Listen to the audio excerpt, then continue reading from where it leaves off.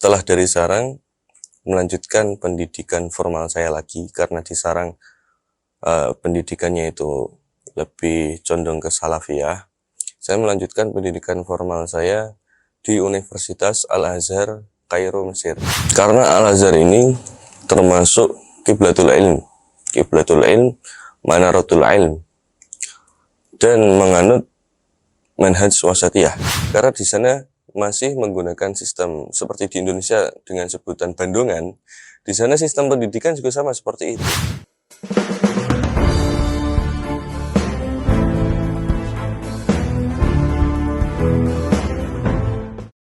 Kesempatan kali ini adalah untuk podcast Sosok adalah untuk memperkenalkan dan latar belakang pendidikan dan lain sebagainya.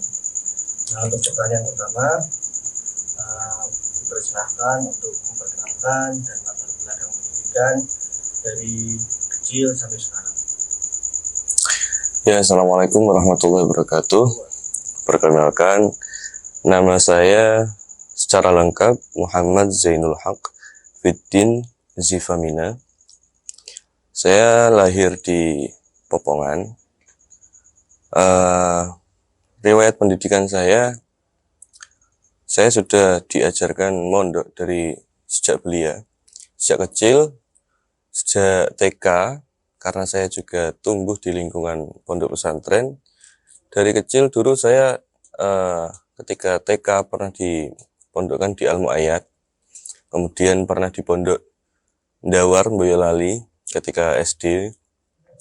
Setelah lulus SD, saya melanjutkan pendidikan saya di Pondok Pesantren Ali Maksum atau Pondok Pesantren Krapyak Yogyakarta sampai di tahun 2016 awal. Kemudian setelah saya di Krapyak, saya melanjutkan pendidikan saya di Sarang mulai dari 2016 pertengahan sampai 2020 akhir. Saya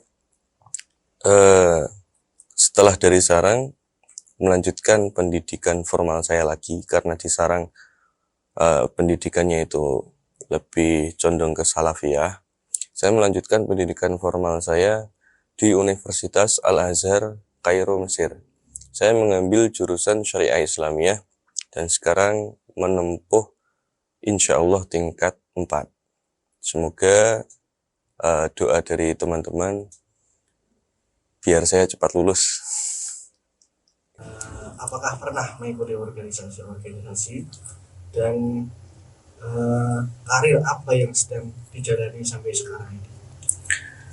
Alhamdulillah, saya kurang disibukkan oleh perorganisasian duniawi.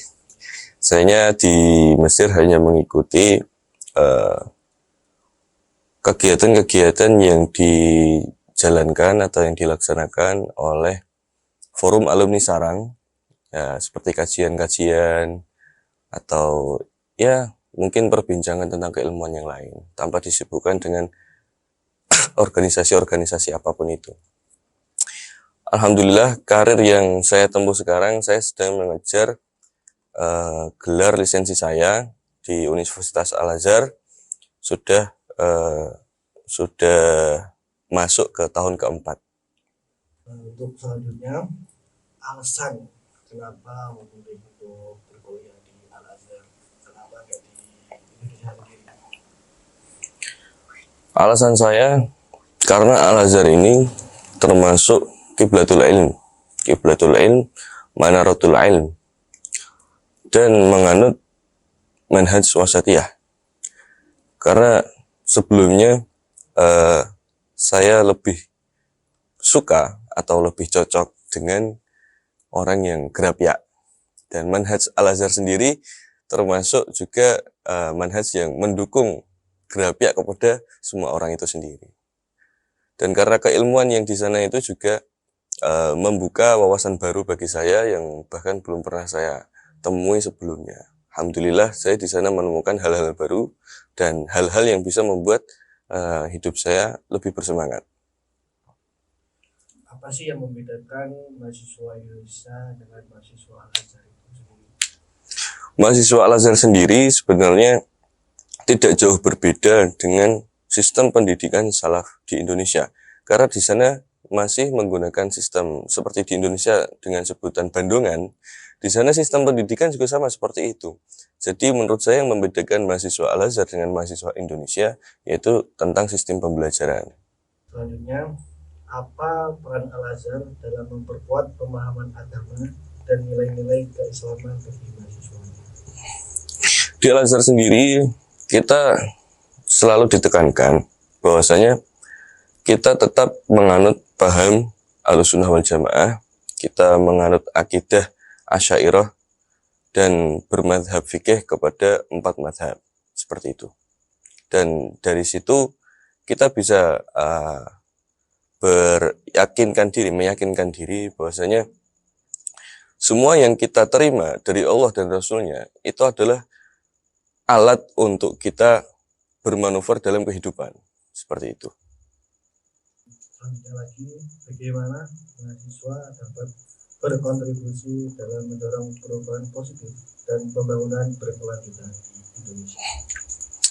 Karena Indonesia ini termasuk negara yang demokrasi, kemudian peran mahasiswa alumni Al-Azhar sendiri di Indonesia ini menurut saya lebih condong kepada keilmuan dan pemikiran. Kita mungkin lebih suka untuk membuka pikiran kita terhadap dunia yang lebih luas tanpa mementingkan perspektif kita satu sama lain. Kita menerima semua aspirasi dari orang-orang dan kita menyaring dalam artian kita tetap berpegang teguh dalam hal keilmuan. Seperti itu. Ya, bagi penonton, semoga bisa beristifadah dari podcast ini. Semoga bisa mengambil manfaat di podcast ini. Dan saya sangat mendukung podcast ini karena bisa membuka pikiran semua orang dari semua kalangan. Pesan ataupun pesan dari panjenengan, entah pesan apa yang mau disampaikan.